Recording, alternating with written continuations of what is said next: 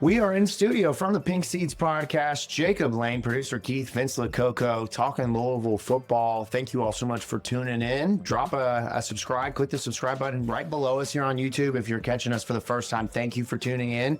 If you listen to us via audio, is this thing on? Can you hear me? Go ahead and subscribe. Anywhere you get your podcast from, Spotify, Apple, Google, anywhere you get your shows from, you can find from the Pink Seeds podcast there. Follow us on Twitter at Pink Seeds Pod. Boys, we are in studio together. First time. I got my own little handheld mic now. Yeah, we are on the glow up. I had something to say. Be nice to two of those. Well, it will be. We are in the state of Indiana, where the other one is somewhere floating around the nebulous. I don't even know who lost that. But thank you all for tuning in. We are excited to talk a little bit of Louisville football. There's, less than 100 days until kickoff. So as we start to gear up and get ready to get back out there on Saturdays, we open the season it feels like just weeks away from Eastern Kentucky. On a beautiful Saturday in August. Going to be a hot one. Can already feel it. I'm sweating a little bit already. But we're not too far out. I'm manifesting overcast, just a little drizzle. Right. Not too crazy. Just enough to knock the humidity out of the air. Couple hours before the game. Please don't be too hot for Eastern. Come on. Yeah. I'm happy we finally hit the countdown days. The countdown days are here. Shout out to John. I've already talked to John several times since then, was bugging him, kind of like kicking the, hey, you ready? It's the best time of the year. I already got a snub. Didn't do a Moby Okoye. Look at this. This is how you know we need content. It reminds me of the meme of the prison GIF whenever they're running in, waking up that prison. Like, come on, it's your time. That's exactly what we were doing. Wake them up. John will join the show at some point in the next couple of weeks, so we're excited to talk to him. And if you remember last year, we did the countdown to kickoff quiz where we're trying to guess our favorite numbers and all that. So I think we turned the tables on him. We hit him with where he at. Yeah, right. To see where he at. They were good for you. So we've got a lot to get into on the show here. Memorial Day episode from the Pink Seeds podcast. Recruiting is picking up in the class of 2026. You guys have been covering it the last couple of weeks. Some of the guys that you guys have been talking about have committed, one specifically, so we'll get into that. And also, it's list season where we're going to get a lot of rankings, but that's not the list I'm talking about here. Louisville making a lot of lists for big-time recruits. We're going to get into a couple of those and see what is in the cards, no pun intended. And then the question I have we're going to get into is this going to be Jeff Brohm's best recruiting class yet? And that might be a simple yes or no. I mean, there may not be any discussion there, but when you factor in some of the challenges or some of the, not challenges, strategy for recruiting early on, high school has been kind of de-emphasized, but in 2026, them boys cooking right now. So we'll get into that. And then there's some news in the college football playoff landscape. We'll really lean on Keith there to walk us through the reseeding and how quickly things can get done in college football if the Big Ten and SEC want it done. Yeah, right. I just got to convince somebody in the Big Ten that I need $1 million and we'll get it done just like that. Like, I'm very confident that we can do that. So we'll get into that. And then, as you all know, Olympic flag football this week, the ruling that the NFL will participate in that. We'll get into the drafting. We're going to draft some teams later. There's some 5'6" quarterbacks out there that are a little butthurt, but we'll see about that. But first of all, how was your all's Memorial Day weekend? I know you've been out at the lake, big lake guy over here. I'm not a lake guy. I don't do it. I don't like water I can't see in. Well, I mean, I thought I would see snakes at the lake. Yeah, right. I didn't think I was going to see a snake in my driveway in J-Town. On the way to the lake. Yeah, not even on the way. I was coming home from work and there was a snake in the middle of my driveway that I hit with my truck. And turns out, folks, you can hit a snake with your truck and it does the job. It's going to be fine. It does the job. No, it does not. The snake just flattened out and I it saw popped back its up. tail flying up, do one of those like curly cues, like, oh shit, something just hit me, which was my truck. Yeah, the truck. And then as I backed all the way out, I didn't see it. It was like scary movie type. Dude, see, they say you gotta go with the shovel and hit the head and chop the head off. My mom, being from Campbellsville, immediately said, "Go put a rock on it and chop its head off with some shears." Yeah, that's what I was thinking. Like, Mom, that's heavy. I grew up in J-Town. That's heavy. Yeah. Look, I can run through it for space all day long, but I'm not messing with snakes. Snake alone, let it just eat some rodents. It was a rat snake. It was taken care of. Yeah, but you have a cat though. You don't need my grandpa would have picked that thing up and just chucked it. Yeah. No, he would have just snapped its spine. Like I've seen him do it before. Whenever I went fishing with him on Green River. Is that Vince Lococo that's listed in the program in the 40s? No, it's not that is okay. Billie Jean Blankenship. No, Billie Jean Blankenship. That sounds like a snake wrangler if I've ever heard one. He didn't chew like Red Man or anything. He chewed those tobacco sticks of tobacco that you had to cut off with your pocket knife. I mean, country shit. Pied Piper. Yeah. That's So right. good weekend though. Outside of having the snake freak out. Yeah. What about you? Played a little bit of golf. We just had the State of Louisville golf video go up in live where me and Vince, we're going to redact the results that I want to say right here. Go watch the video. It's only 20 minutes. It's a fun little romp, doing a little something different. Hope we get to do a little bit more of that. So went out, played again, just no cameras this time. Just played some golf. Played for fun. Then, did some stuff for some friends, jump into different jobs and whatnot, and then spent some time with the niece yesterday, doing my funkle duty of spoiling children that aren't mine, ruining them before I send them back to their parents. Yes, perfect. I got a 3-year-old boy that loves to watch football and play physical if you want to babysit for a little Oh, well, there we go. There we go. Just saying, man. 2 birds, 1 stone right here. We're doing Oklahoma. Leave Liam with me and Keith for a day. He'll come back. He's definitely a football player. Well, great. Now, I don't know if y'all know, but I got a tattoo over the weekend. Really? I hadn't seen you about it. I did. It was awesome on Twitter seeing everybody clamor to see your ass. Yeah. I mean, that was hilarious. The one guy who replied to you, just Al Pacino, he's got a great ass. Hey, like I said, real recognize real, man. I mean, look, it's like the gif of the Crips and the Bloods meeting in the middle. Look, if you recognize a great ass, it doesn't matter what side of the fan aisle you sit on, man. All I'm saying is real recognize Florida real. State fans wish they had somebody like right? me. Yeah, They wish they had somebody eat that dog poop. Like I said, though, no beefy 5-layer burritos going anywhere near. That's because you don't have to. You don't have to do beefy 5-layer because you are the first commitment. That's right. The first time somebody, and I even had people text. I sent them to you. Yeah, like, you better get this tattoo, Yeah. otherwise we're. Oh yeah, we're I got SRO next year. I was getting ridiculed quite a bit for not doing it quicker. But shout out to Tony at Ink and Dagger. That's my guy. He contributed the 10th on this temple here. So. Yeah. Now you have what forearm? Like this was my first leg tattoo or butt tattoo. Pain level. Yeah. Where were we? It was hands down the easiest tattoo. Really? I thought so. No, it was super easy. Yeah, that thing is a lot of. That thing is built for that, man. Built for that. So that ass can take a pounding. Yeah. So it sounds like we all had a very interesting Did you weekend. get slow-mo clips? I don't know. There were some angles in that. You never know what you might catch. Yep. Stay tuned. We might have had an opportunity to make some content. Yeah, there's video. $16.99. Coming soon. Yeah, I think this did launch potentially my OnlyFans career. Yeah. Having my ass on the internet. And I want to say my friends have been debating, is it ass, is it leg? I think it's ass more than leg. I think it's ass cheek. The way that I'm built is that there's really no kind of stopping of the ass. You got and that leg. Hank Hill It's just build? all one. So Hank Hill build? I think I got away with it though. I mean, I'm just happy you didn't go full spread eagle for the tattoo. Oh man, I heard some stories of folks in the tattoo industry that have tattooed closer to the hole, and it is certainly, not the industry for me. So thank you. But let's transition here before we lose the audience, and let's talk a little bit of Louisville football recruiting. We jam-packed that in there so that you all have to see my ass before we talk recruiting. So I'm hoping they're going to throw that in the end. That's what I was get to finish now. Hold on, no. Here's how you translate. Speaking of people who have shown their ass, me talking about our high school recruiting be completely vindicated with how aggressively this staff is attacking the 2026 class. Right. Yeah, man. It's incredible to see. Transition. But Louisville just, yesterday or this weekend picked up their 14th commitment in the class of 2026. We all know that pronunciation is my thing, so I'm going to give you guys the opportunity here. Do you feel comfortable pronouncing the first name of the recruit? Because I'm pretty sure it's Lakai. Lakai. Okay. I wasn't sure because you have the kid from. Talked about this. I thought it was Leaky. I was going Leaky. I was so prepared for a Leaky butthole.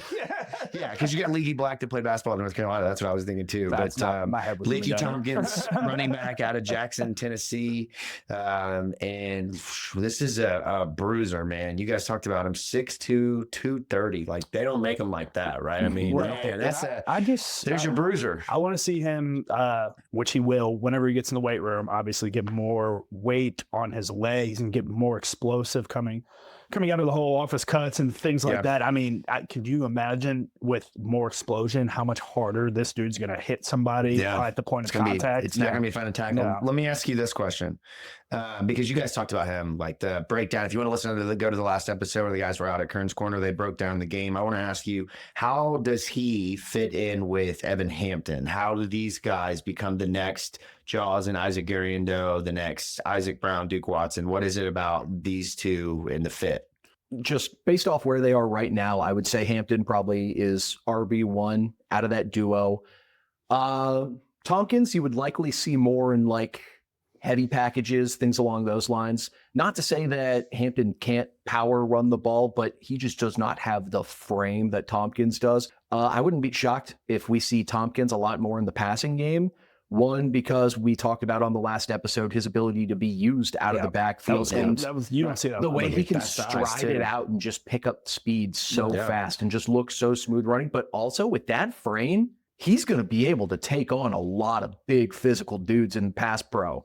So if we have to rely on Tompkins to pick up an edge rusher, you could do certainly a lot worse in the passing game. I loved his highlights. Some of them he was split out wide.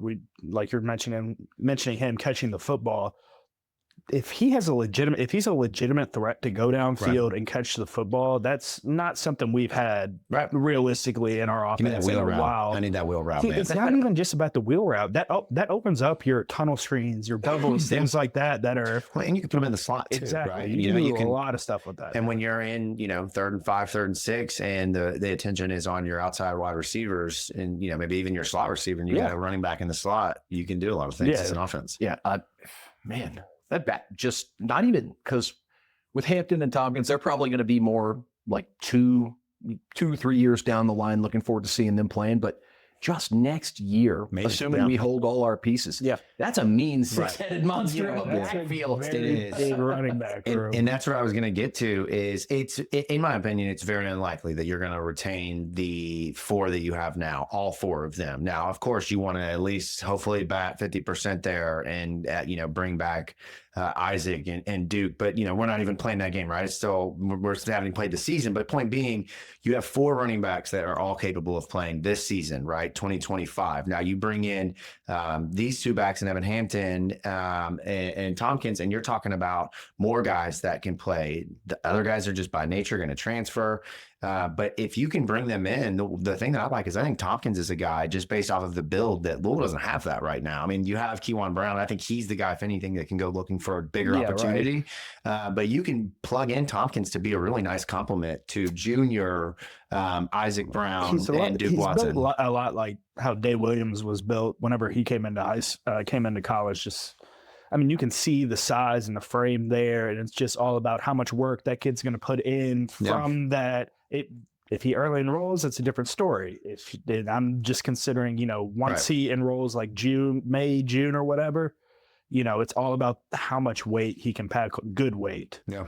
I wonder if they'll shed that baby fat too first. A lot of times they'll put guys like that on. They'll put guys like that on like a weight loss plan and shed the pounds and then build it all. I was going to say, honestly, I think 230 is a good weight for him. Just I do too. Shift that weight a little bit more once you're in the program, lose a little baby fat. Different from my 230? Exactly. My 230 looks a little different than his. My 230 means I need to go to the dentist. And he is not the only one. As I mentioned at the beginning of the show, we're going to get into this in a second, but Louisville's 2026 class, I mean, it is really starting to be filled with some dangerous weapons here from the top with Cavante Huggin and Huggin, okay, and then you got obviously Jaden Braun next. You guys have spent a ton of time talking about, but I mean, it really is. It's a deep class all the way to. I really like John Adams and Brooks Cherry. I think those are 2 guys that can be big pieces. Yeah. So this class is heating up, and do you guys think, just based off commitments before we get guys that are going to be potentially on campus or guys that put Louisville on their list, do you think this is the best recruiting job that Brohm has done so far since he's been here? About high school for sure. Yeah. Since he's been here for sure. Yeah. Maybe even potentially. I might be willing now, going based exclusively off pre-eval ratings and not post-eval ratings.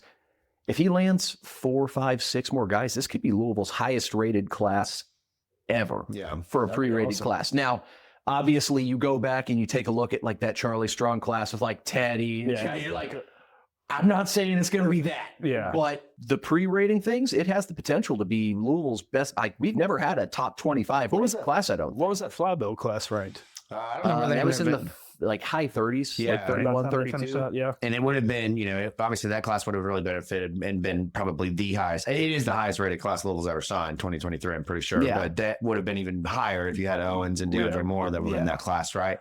But this class, assuming they go out and they land some of these names that we're getting ready to talk about and throw in, who knows, maybe a 4 or 5 star guy and before the cycle is over. You never know where it could be. Right now, top 15 in the nation. I mean, a consensus based off of a couple of different rankings in the top 15 right at about 14, and it's still early. It's fun. I just want to thinking back to the Flybill crew. It's like, well, a lot of those guys didn't pan out to be or just now materializing into something. It's like, these kids have got to get here. They have to put aside their NIL thoughts, put aside their thoughts on what they think of themselves, and just go to work. I mean, some kids get it, some kids don't. In the next couple of years, we're really going to start to see the weight of like the Brohm coaching staff talent evaluation level, because covered kind of bare when they came in. They inherited a recruiting class, lost the 2 biggest fish out of the class, sort of weeded it out, and we came to find out some of the kids in that Flybill class were highly rated, ended up not panning out at the highest level of college football. Now, their stories aren't over. Who knows what happens to them? Not trying to poo-poo on them, but we've already seen with some of the Brohm classes, like even if it's not the highest rated guys, they've really nailed a lot of this talent evaluation of just guys they're bringing in. So even if this doesn't result, if we don't get that stud 4-star, stud 5-star cherry on the top of the class, I'm trusting the 3 stars that this staff is bringing in, because a lot of them have come in and contributed very early. Yeah. I don't know, man. I think about those classes. I'm like, man, if DeAndre Moore would have came, if Ruben would have came, I wonder if those guys are thinking at the same time. I'm pretty happy with Isaac Brown. Right. But, you don't, in that situation, you don't probably get Jaws and, playing the way that he does. True. You don't get Isaac playing the way that he does. Louisville really lean into it.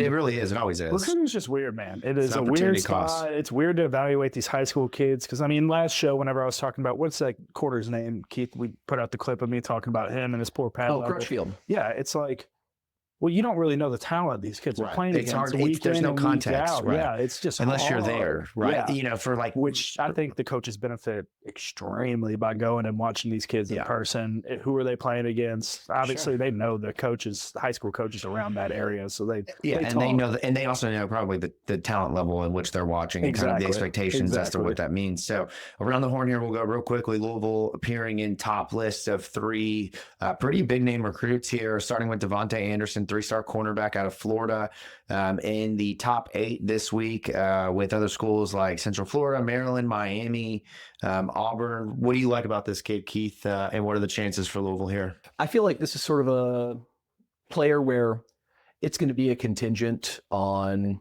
how things shape up with other recruitments. Because we've already got a couple of DBs coming into this class. Crutchfield, like we mentioned, high 4-star kid, great measurables. Yeah. So, if we land Crutchfield, I don't know if we're going to end up being able to seal the deal on this kid. Strong competition, looks solid, hand up, D-back evaluation. Not my biggest bag of expertise. So, I can recognize elite traits. I can recognize things like speed. But when it comes to, footwork and assignment reading and things like that, I lean a lot on, guys like Vince to try and figure out, hey, what do I like about this kid's game? But, you look at the type of programs that are offering them, and then you see an Auburn, you see a Michigan State in there, you see Iowa, who's surprisingly put out some really good DBs in recent years. So you don't know, we just talked about, you don't know with these kids, but never thought Iowa would be the DB farm. There's something about that. Wild, man. The DB guy. There's something about him, man. I don't know why, but he's got it going on. Jesus. I like this kid. Plays with good pad level. His head's good. I love being able to watch these kids in the one-on-one opportunities. You get to be able to see how they play, if they're aggressive, if they're not going to be aggressive. This kid's a pretty aggressive kid. I love how he breaks on the ball. Wouldn't be a great grad. The size is size is everything. Yeah. These corners are getting bigger and bigger every year. Right. It's like all these parents grew up big Legion of Boom fans, and they're like, "Oh, I need a 6'2" corner." Like I played with Tremaine Washington, who was like 5'10", right? On a so good was day, soaking right? wet. Yeah, like it's a copycat game. I mean, shoot, we're just now finally starting to get to the end of the era where coaches are realizing, hey, I don't know how Calvin Johnson, maybe goal line fade isn't the best call. Yeah, right. Yeah. So you see these big physical court, like we saw with the Legion of Boom, but also like I like them just to create matchup problems because receivers are also getting huge on the outside. Like to go back to some bad times, we saw what Johnny Wilson did to us, like 6'7" matched up against what 5'10", 5'9" corner. That's the big guy. Yeah, the big guy. Right. And those matchup nightmares all over the case. Doesn't mean that you can't have a small corner go up and play against a bigger guy. But again, size is size, right? There's only so much that they can do there. Seriously. Keeping it moving, Cameron McHaney, 3-star defensive lineman out of IMG Academy in Bradenton, Florida. He is probably my favorite out of the bunch that we're going to talk about here.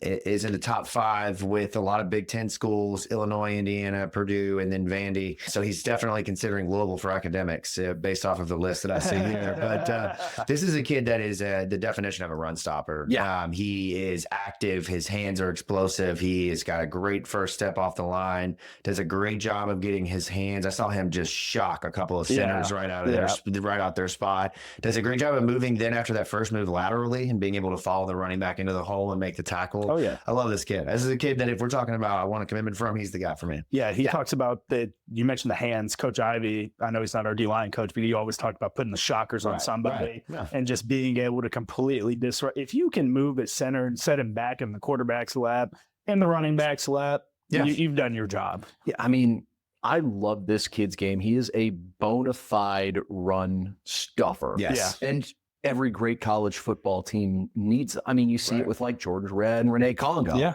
Like we come in, we don't think much of them, and then they just explode onto the scene, and all of a sudden we are one of the best run defenses in the country. It's crazy how that works. Yeah, so it's kind of like keep the D lineman off your linebackers and let them make plays. Right. And even the D lineman nowadays, if you just do your job, it's designed for you to make plays as well. Right. Just do your job. It might not feel like you're, why am I always having to constantly go into double teams? Right. But I never gave you a zero. That's the process, man. I believe he also just scheduled a official visit, but I mean, only reason I can think this kid is a 3-star, and he's barely a 3-star. Like he's really flirting with that 4-star. It's just he's 6'1". Yeah. And you want a big physical D tackle to be like 6'3", 6'4", 6'5", 6'6". So measurables are the only reason that this kid's not a 4-star. It's not talent. Like curious on how much he camps too. Yeah. Like camps for, camps are dumb for offensive linemen, defensive linemen. Right. Because you go out there and you do a bunch of moves that look really cool, but you're never going to do it again. And especially this dude, that does not fit into his game. No, he's going to show up and he's going to go straight through your face. Right. That's not designed for camp This stuff. kid's like 17 years old, and just looking at a picture of him, I'm guessing he's got like a 20-inch neck already. Yeah. That kid's huge. Yeah. Sign me up for kids like that. It's like Tell and Jared Dawson mixed into one. Just the undersized, the explosiveness, the physicality. So sad, Jared Dawson. I know. We'll have to watch Notre Dame games with just a couple we of tears. don't played him this year, so we can root for him then, right?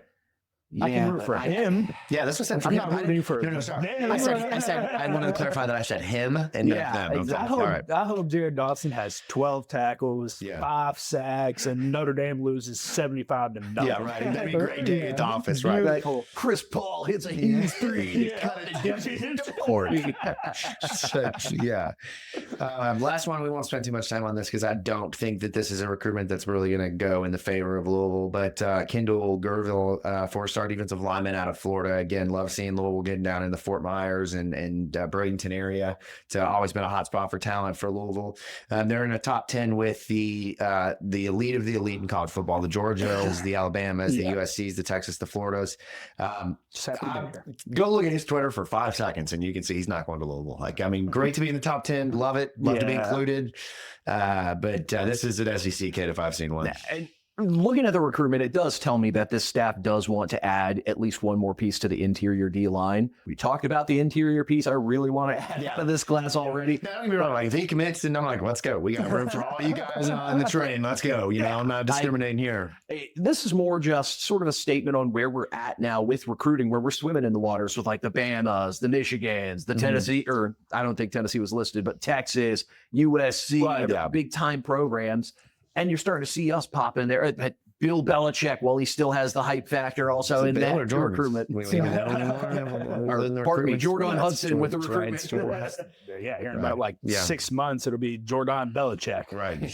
Or does he take her last name? That's the question. Coach, don't do that. Coach Hudson. Don't do that. And now I'm just waiting to when do we start see Jordan trying to weekend at Bernie's Coach Belichick on the sideline? Is she gonna be the get back coach? Yeah, she's the son. She's their Connor Stallion, or their she's their son. No, you said it. I need to see Jordan Hudson get back coach. Come on. I liked Keith. You were texting, and then Jordan needs her own get back coach.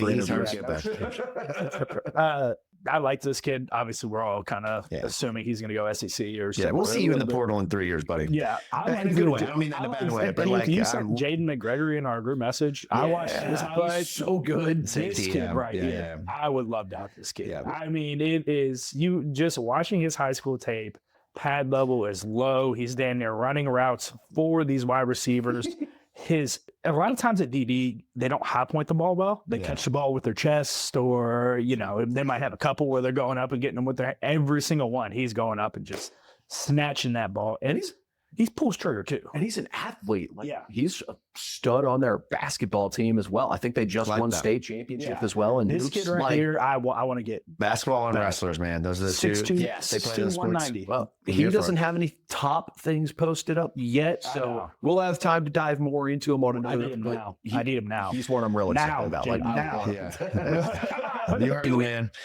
So things going well. Louisville's got some other guys that they're in on that trying to get on the campus or scheduled. June seems like it's going to be a pretty active month for the staff. June 13th, 20th, 27th. I saw they've got visitors. And this is when they start also picking up in the class of 27 with the sophomores to be juniors. Liam's going to start getting clear before long. They're picking up on the class of 2050. They'll love that he got kicked out of daycare. We're rocking and rolling here with the off the field issues. Kid is very physical. He has head issues. Off the field issues.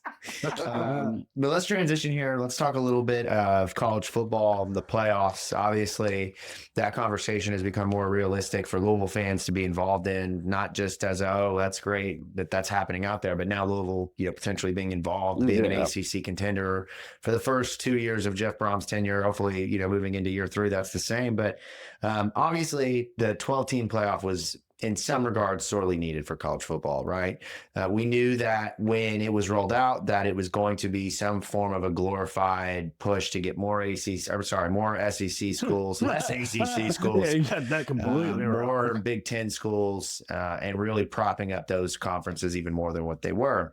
And we saw that bear out this year, right? We got some great stories like Boise and Arizona State, but for the most part, this was really the Big Ten and SEC bowl. And I do think it was sort of vindication for programs like, especially Arizona State. Yeah, and Indiana too, be able to sneak in there after the incredible season that they had for what they are as a football program. After running away from us. Right, exactly. It's a frustrating process because everything that happened, especially this off this season, spelled out, hey, these two leagues aren't that much better than everybody else. I was amazed that they did the right thing and we got a second ACC team in instead of Alabama with 3 bad losses. Yeah. And then Alabama comes out with Jalen Milroe, he's electric. He's electric. And then Jalen Milroe plays in their bowl game and they get shelled by a 6-6 Michigan team. Right, exactly. So a very vindicating year, and the TV executives have learned nothing. Of course. We're just going to keep trying to shove the popular teams in. Shove it down your throat. Keep shoving it. How much more money can we squeeze out of each of the best programs is really the conversation that's being had. And so the point being is we saw very quickly that this was going to be we did 12. Now can we do 16? And can we do 24? Like we're doing football. 64 that is at too some much point? on the collegiate body. If you want any of these dudes to be professional athletes at any point, you're going to have to cut back. Well, there's a couple of things. 12 is you got to perfect. cut back on the number of games, but also maybe let's start allowing players as freshmen and sophomores to go to the NFL. Why is that rule in place anymore? Because for running back specifically, you mean to tell me Isaac Brown doesn't want to go ahead and get ahead of his snap clock? When NFL running backs are out of the league at 28, 29. This year. That's a story for another day. That's a story for another day. Why would the NFL do that? They have a free player development program where we can get more evaluation without having to contribute anything. They could, but also there are guys that come through every handful of years we now have to wait for them to play 3 years of college football when we know that they're a certified NFL player. Like, what are we doing here? But anyways, my point is the college football playoff was going to change very quickly. We knew that. 1 year, they saw it. Okay, now like their eyes are big. What can we do to get more money? They went to the 16-team conversation very quickly and then said, all right, how do we squeeze a couple more SEC and Big Ten teams in? And everyone said, whoa, now pump the brakes. We're not going to let you have that card yet. Right. What we will give you is a straight seeding model. And that's where we are here heading into effective next season for the 12 team. So what are your thoughts on this? So essentially help break this down, because not every person that listens to this, explain it to me like I'm 5. Okay. So the way the seeding model was previously, explains everything to us like we're 5. Yes, because we are 5. Yeah. So the way it was previously, if you weren't fully engrossed in it, the top 4 rated conference champions got first round buys when it came to the playoffs. So I believe that was, keep me honest on this, I think it was Texas, Oregon, or was it Ohio State? I don't know. One of those two. So I'm sorry, I was the first round buys. Is that what you asked? Yeah, because I know Boise State was one of them. So essentially, this is the Boise State rule. Yes. So it was Oregon, Georgia, Boise State, and Arizona State that received the 1 through 4 seeds, and obviously Arizona State and Boise were based off of being the conference champion, or Boise was the 3rd highest rated conference champion. Arizona State 4th highest rated conference champion because Clemson beat SMU. Right. Clemson was ranked like 16th in the final poll, so that's why they had the first round game. Instead of doing that now, if polls were done in a more fair manner, I'd be on board with this because it's a lot simpler. It's a lot cleaner. Right. Seeds 1 through 4, you get a first round bye in the playoffs. And then 5 through 12, you seed play the first round, and then you move on to play seeds 1 through 4. Now, looking back at the redone brackets, I know this would have created a lot of really entertaining matchups. Like I think Boise State, Indiana would have been a first round game. That would have been fun. And that feels like that's right. Yeah. Yeah. And it gives Notre Dame an opportunity to get a first round bye now. So Jim Phillips continues to take more leverage away from trying to get them to actually join the conference. Right. So, Damn it.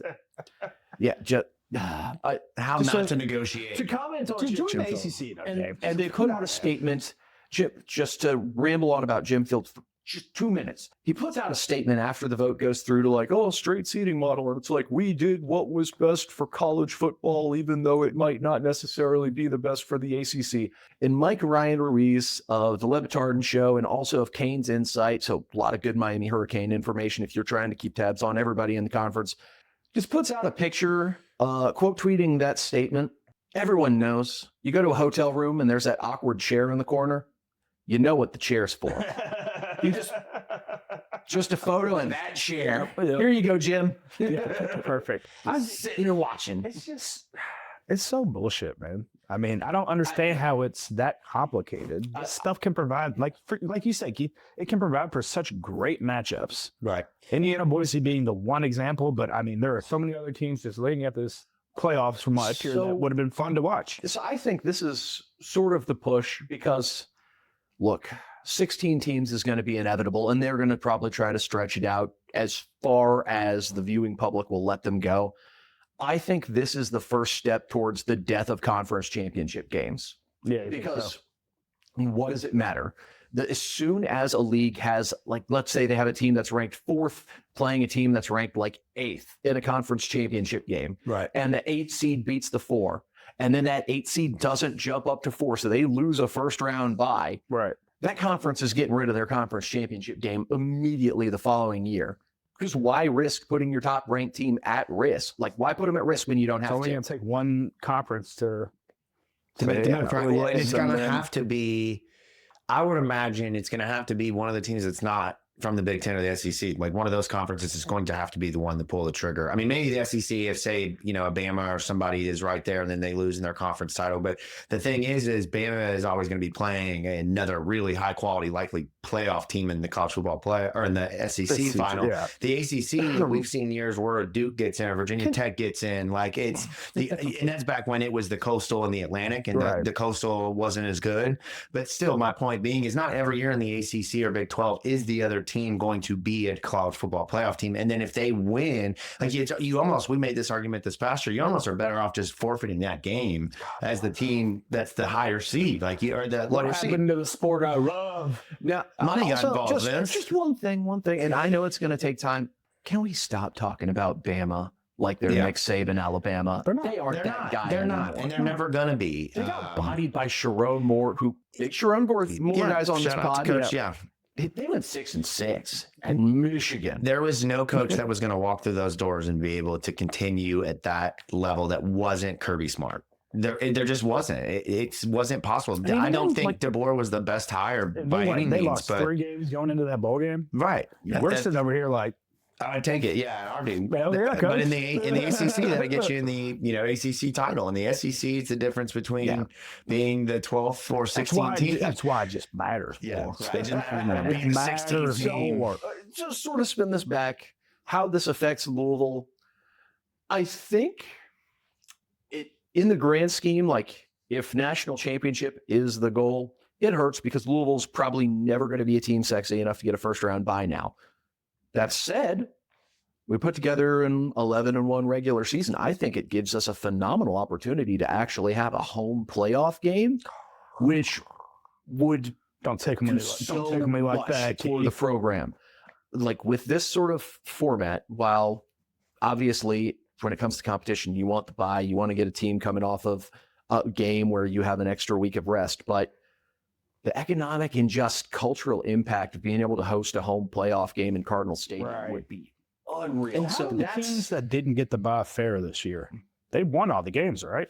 Texas won, made it to the final. Well, I know Ohio State, Oregon was basically the de facto national championship game. Notre Dame won, and so all the schools that didn't get a bye made it to the Final Four this year. It's like, then that's sort of why they push for the rule, but I would almost rather not have the bye. Just to stay in the routine. Stay in the routine. Coach Brohm just hating bye weeks. Bye weeks are kind of dumb. I hate bye weeks because like you just get off your. Yeah, it's easy to get out of routine, right? Chilling. It's just like if we have a day of work off, like today. I mean, I'm going to be way out of whack tomorrow going back to work. I mean, I didn't play. Yeah. So I mean, my bye weeks, I would hang out with my buddies who are fraternities and Lexington. Right. Like that's just what we would do. Just go home. Some guys would go home. It's like you would rather them stay here and stay in the routine of Monday's this, Tuesday's full equipment, Wednesday's show, Thursday's walkthrough, Fridays run just through, takes Saturdays 2 days to get out of that's what you want to habit. Here's what I'll say: if Jeff Brohm in the Louisville football program hosts a college football game at Cardinal Stadium, I'll get Jeff Brom's old Honda tattooed on the other ass cheek. What's the old Honda on that? Sure. Okay. As long as he's the coach. We got to look in front seat. Arm around you. Gotta look into the camera. Look at camera. We don't want to. Camera one. I'll go both of them. Camera one. If Louisville football and Jeff Brohm makes a college football playoff and has a home game, let me specify that. First round home game. First round home game. I will get the old Honda Accord that Jeff drove for years tattooed on my left ass. Camera right here. If Louisville football makes a college football playoff and participates in a first round home game coached by Jeff Brohm, I will get Jeff's old Honda tattooed on the left side of my ass. I've never hoped for an emergency NCAA announcement. Now we're expanding the teams. As long as we get the home game. Jeff's the type to be like, somebody clip that for him right there. Yeah, and be like, all right, let's go into my office. Left cheek, the right one. Okay, we can do better. He's gonna have a picture. He's gonna have one picture of that, and then one picture of the Honda. So basically, in the current format, to make that happen, though, just have to be 5, 6, 7, or 8 seed. Yeah, and that could be it. And I think realistically, that's about as high as pollsters would ever let Louisville go. Unless they're undefeated in the year where they have to play Georgia, like the 26th year. Say, is that next year? Say Louisville, I think it is next year, 2026. Say Louisville opens the season next year and they beat Georgia, they beat Notre Dame, and they are 9-0 going into the back half of the final stretch. Louisville would be a top 4 team in the country. If we are 9-0 and healthy after that, I'm not saying that that's what's going to happen. I'm just saying I think church every Sunday. It's going to be for Louisville to be top 4 undefeated season. Absolutely no hands down questions asked. Has to be undefeated. For them to be in that next range, it's going to be a 1-loss season. And I think for Louisville to play in a college football playoff in a 12 team format, it's going to have to be a 1 or 2 loss season. And a 2-loss season is going to have to be like the rest of the ACC was so bad and Louisville won the conference championship and we had no choice. Some other stuff's going to have to shake out. Well, I would say the ACC would have to be really good for a 2-loss to be in a position. Even if they're champion, though. I mean, I know that is it still though where ACC gets an automatic qualifier, or is it? No, okay, so that's out the way. Top seeds. And we know that they're going to do everything they can in their power, if it's not Clemson, every year to not include an ACC team or Florida State, Miami. Miami's going to do that on their own. They don't need help. It's so bullshit. It's so bullshit how Clemson still gets that nod. Right. Yeah. Well, Deshaun, man, they're going to be a wagon this year. They're going to be good. I do like Clemson. They're going to be fun to break down. I'm going to want to see it. And they come here this year. So they still have that old boy playing football for them. Old boy was, I believe, first team All ACC quarterback. Yeah. Okay. Last. If I have a mute button, who are you taking? Tyler Shook or Kate Club Day? Well, I'm taking Tyler Shook, but that wasn't the question. It was so it sounds like somebody got hosed from being first team All ACC. I mean, I agree with that. Tyler was the best quarterback, yes, but was not on the best team, and unfortunately, that's how that goes typically. Do you have something that you want to go to before we transition into the last topic? I was just looking at the schedules to see, like, is there you have a lot more faith in the selection committee than I do. I think the mouse is going to be in the ears of whoever's in that committee. Hey, SEC's the property we. SEC's the property we. Make sure the top floor. Exactly, man. I want to see Lord Georgia. Yeah, that's exactly how it's going to be. Gosh, can we get a Big Ten team? State's fine. All right. Even if Louisville's undefeated, I don't think the mouse lets us ever be a top 4 seed, but I would be thrilled to be wrong. Well, we'll see. Maybe someday. Maybe someday. All right, final segment here. We talked about it. The 2028 Olympics are not upon us, if you will, but they are the next closest Summer Olympics, which will consist of flag football. And we've known that now for a while. If you remember, about 1.5 years ago, 2 years ago, we debated the 7-on-7 in the Olympic format with Louisville teams, and that was a lot of fun. And so now that this past week, the ruling was officially made that the NFL players will be allowed to participate. Yep. We're out with the plumbers and firemen and in with the NFL. And it's going to be dynamic. We don't really know what it's going to look like. Obviously, 2028 is going to be kind of a different crop of players. Some of the guys we're going to talk about here in a minute are going to be starting to hit the back ends of their careers. And we know that football obviously is a sport where you kind of not for long retire off. That's exactly right. So what we're going to do tonight, we're going to switch up a little bit. Normally we talk mostly college football a little bit. We're going to talk a little NFL to the dismay of Keith over here. He's trying to figure out with FCS teams. Yeah, can I do this with just a Mac?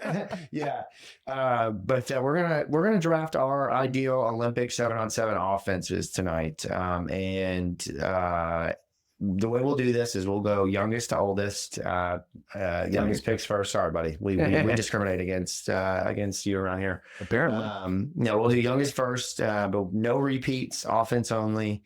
Current NFL players only. So we're not going to be throwing it back and including Johnny Unitas or Eric Dickerson here. So damn it. Since this was Vince's idea and he is the youngest, he will go first. So we'll snake draft. We'll go Vince, me, Keith, me, Vince. What's the rule? Is it's one quarterback, one running back, and then how many receivers do they get?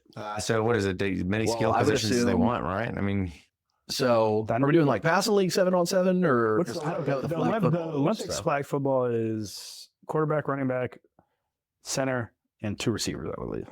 Can my center go out for passes? I think so. I would assume it'd be my tight end probably.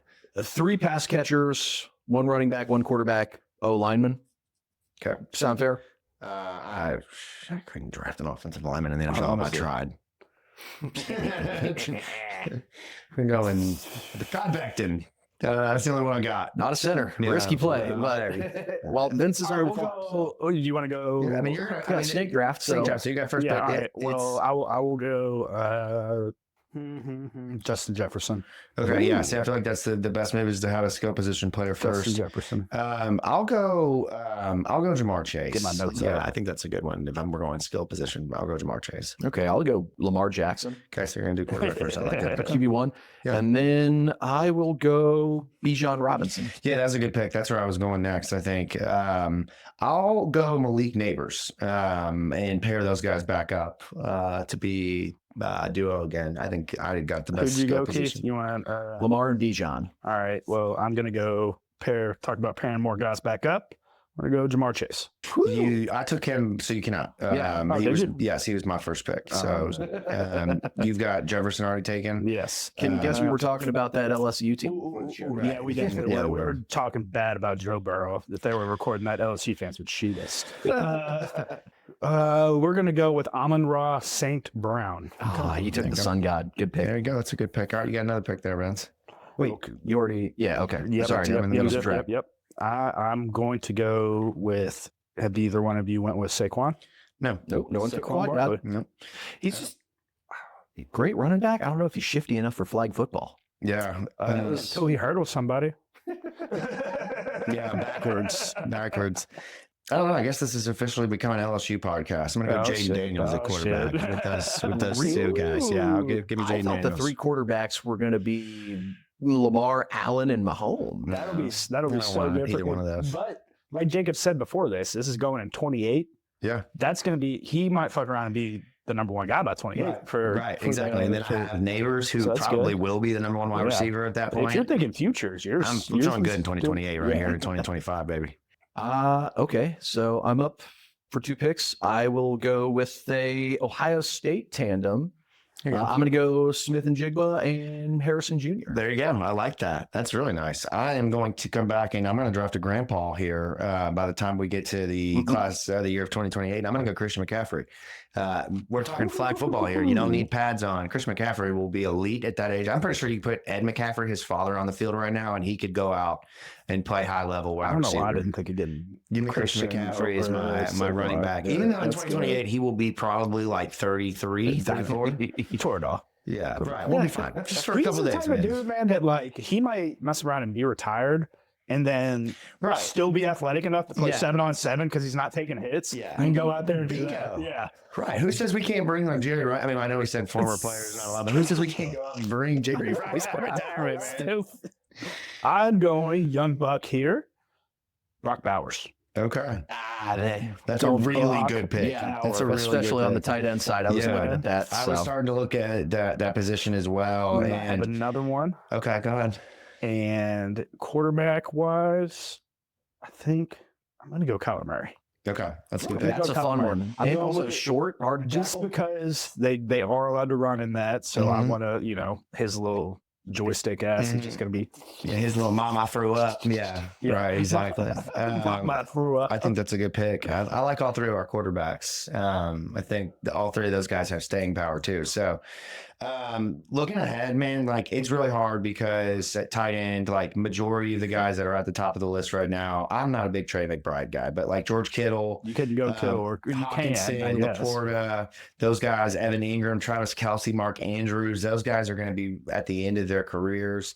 I really like the guys that were drafted this year. So, I'll go a little bit outside of the box and I'll go with Colston Loveland, the 10th pick this year's draft to Chicago. Yeah. He's a tight end that can block and he can run routes. So he can play center and then knock over your defensive lineman and then he can run a route. That'll be a good pick. All right. So, I've got two wideouts. I got one more wideout, right? And then tight ends, O-line. So we're getting to the end here. I'm going to go freak athlete, guy who can go up and get a ball. DK Metcalf. That's a good pick. Nice. He seems like he's gonna like age extremely well. Like he's still gonna be doing that. He's still gonna be doing it at 30. When you say that, he'll be 29 in 2020. Sure. He's only gonna be 29. Oh my gosh. That's crazy. Lamar's only gonna be 24. And then O-line. You know, passingly, you got to bring a guy who's going to be a great leader and a guy who's going to be a real team guy. You need someone with some strong forearm grip strength. And I'm a massive homer. Brian Hudson, center. Outside of the box here, then give me Taylor Lewan as my offensive lineman. I know he's technically not retired, I don't think, so he counts as current lineman, and you get a hell of a lot of content. I'm going to pick an actual center. I just had an epiphany. I realized I'm the same age as DK Metcalf. Yeah, I don't do that together. And I don't look like that. You definitely don't jump like that. You definitely don't have that much money. He doesn't lose mics in Indiana either. When I get to heaven, that's going to be the first thing I ask is, you gave DK Metcalf that? And I couldn't get another inch. Like if you just gave me like what was in his pinky nail, I would have been an NFL player. Right. All right, final one. Taylor Lewan was the best pick of the draft. Do I get 2 or just 1? I think you get 2. Yeah, no, I think just 1, right? Because that would be 7 on the way back in, right? Yeah, I got 1 pick. You're done. I got last pick. Oh, so I do have another pick. So you have 2. Okay. Yeah. All right. Let's see. Because I don't think I want Bowers to be my center. Yeah, you need an offensive lineman based off the rules. Oh, do I need an offensive lineman based off the rules? You took Makai? Oh, what? That was before. That was before we drafted. Yeah, that was. I mean, I will take Makai. Yeah, he can be center too. I'm going to go Makai. Makai's going to play my center. Obviously, huge hands, great speed for an offensive lineman. We've seen him play basketball. I think he can do that very well. That's a good pick too. I'm going to go with. I think I'm going to go with another.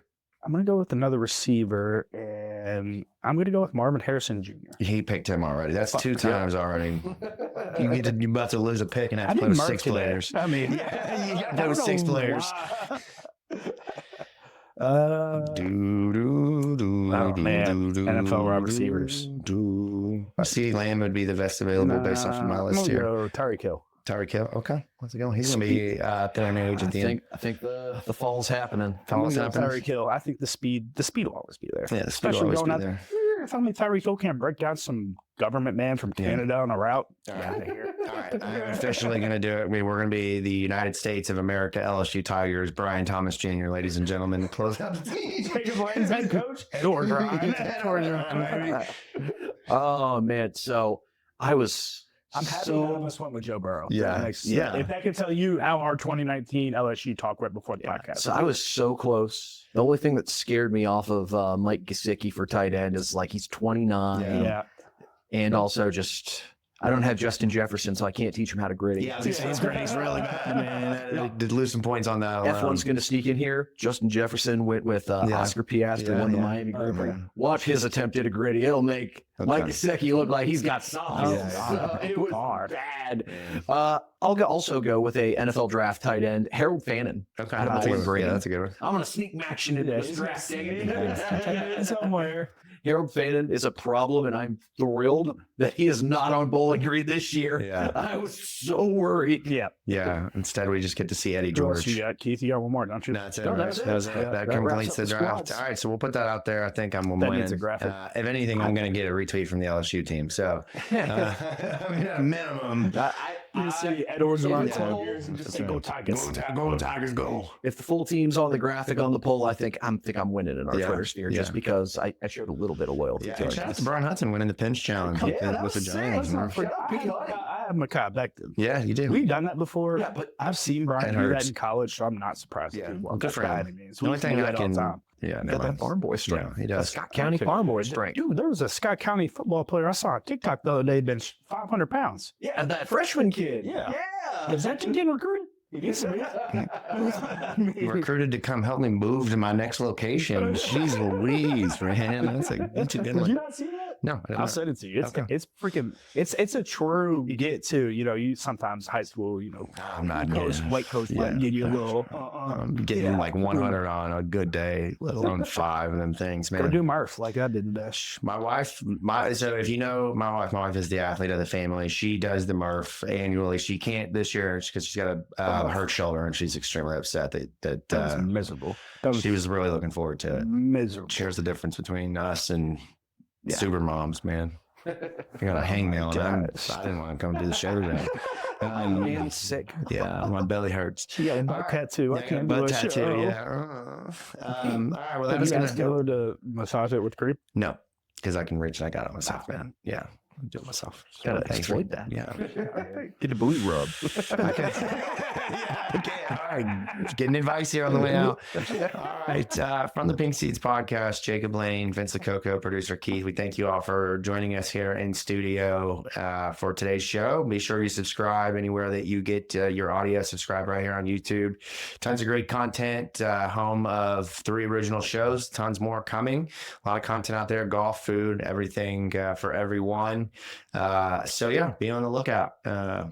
If you need any landscaping done, call Vince LaCoco. Just drop a comment right in below. We'll get that to Vince. I don't read comments. Yeah, and we got people that does that for him. So, as I mentioned from the Pink Seed Podcast, thank you all for tuning in. Until next time, ladies and gentlemen, go Cards. Go Cards.